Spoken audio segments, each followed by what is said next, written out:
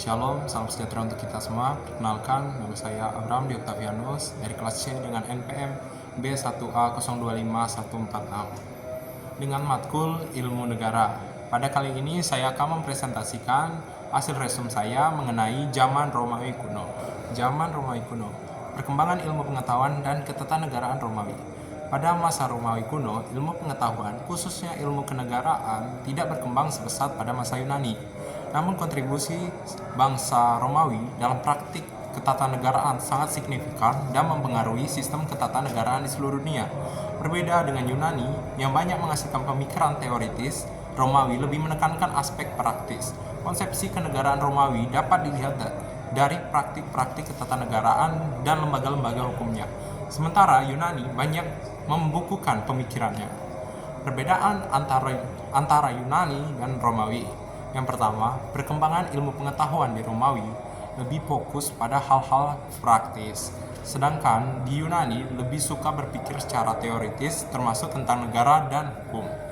Yang kedua, bentuk negara di Romawi berkembang dari negara kota atau polis menjadi imperium kerajaan dunia yang menyatukan berbagai peradaban.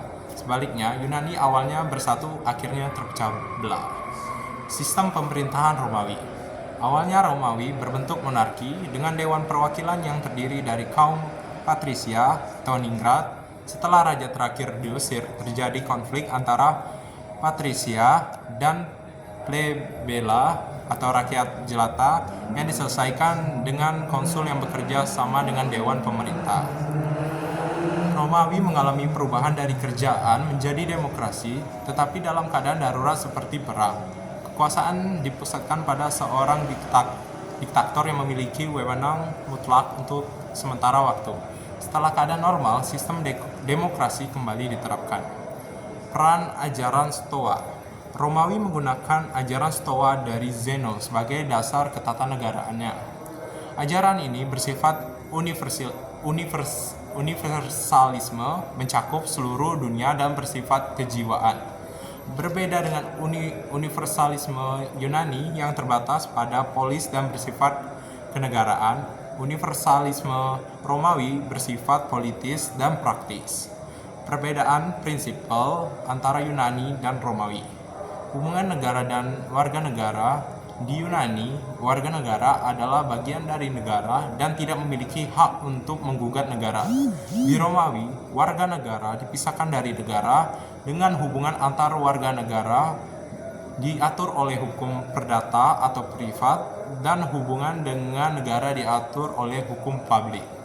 Yang kedua, pemisahan hukum dan kesusilaan.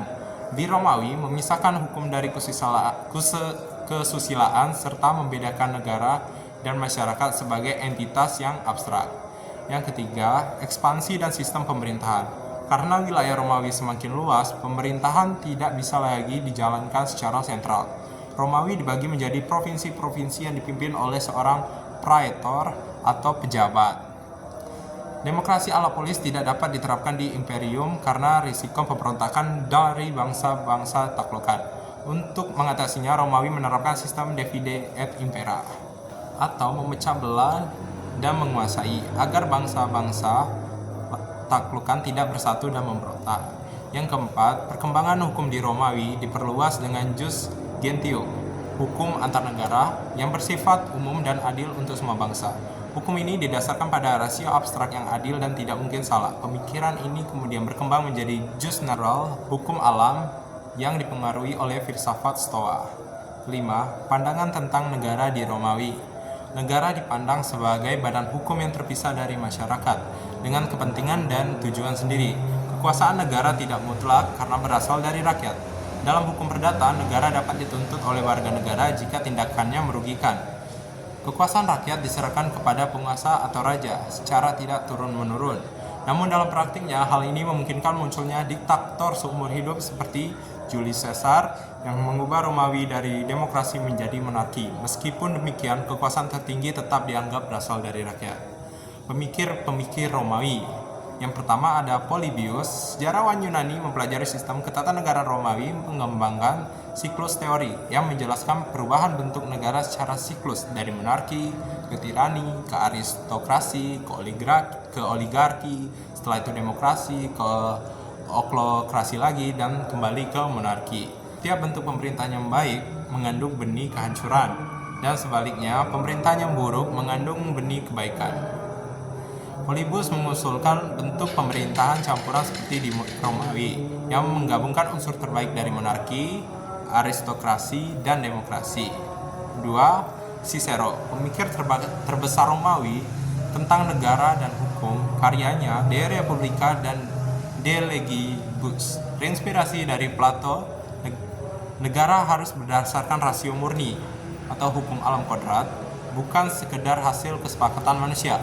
Bentuk pemerintahan terbaik adalah campuran dari monarki, aristokrasi, dan republik, bukan demokrasi murni. Hukum positif harus berdasarkan hukum alam agar memiliki kekuatan mengikat. Hukum dan moral tidak dapat dipisahkan. Pengaruh-pengaruh Romawi. Meskipun banyak meneruskan pemikiran Yunani, Romawi berhasil menerapkan konsep-konsep tersebut dalam praktik ketatanegaraan dan hukum yang berpengaruh hingga kini, seperti sistem hukum yang membedakan hukum perdata dan hukum publik. Oke, cukup sekian untuk hasil presentasi dari saya.